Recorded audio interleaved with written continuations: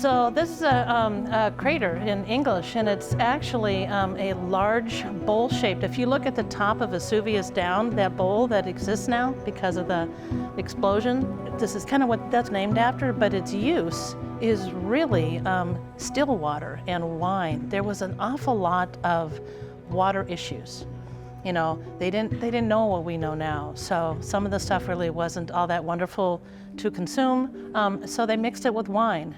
So between the two, they had a wonderful source of liquid to maintain them. And they drank this type of water wine mix all day long, every day. It was just their normal consumption. So you walk through the exhibition like you're in someone's home, which is kind of neat to kind of see how it was set up.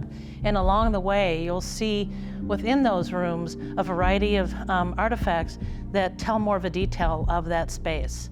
So it's wonderful. It's freakishly cool, because really you think about that hot ash and you would never imagine that anything would survive. But then you think again, hot ash, of course it survived. It got buried so quickly.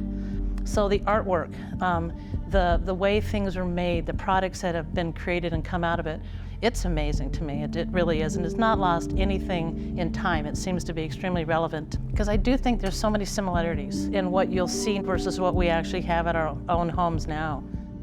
When we discover something, some artifacts, ancient artifacts, the first step is to make a documentation, a very good documentation for the history of this object. And if it needs some operation of conservation, we took in a lab. We have a lab of conservation and restoration in Pompeii, in the center of, and we work hands-on up to the object.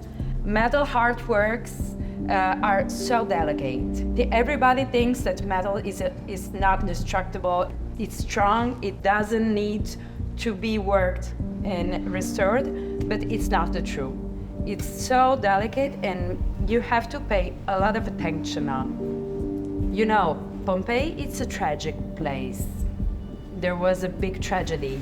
People dies, animal dies, and was scaring and so terrifying. I would like that people that comes here would be conscious about this.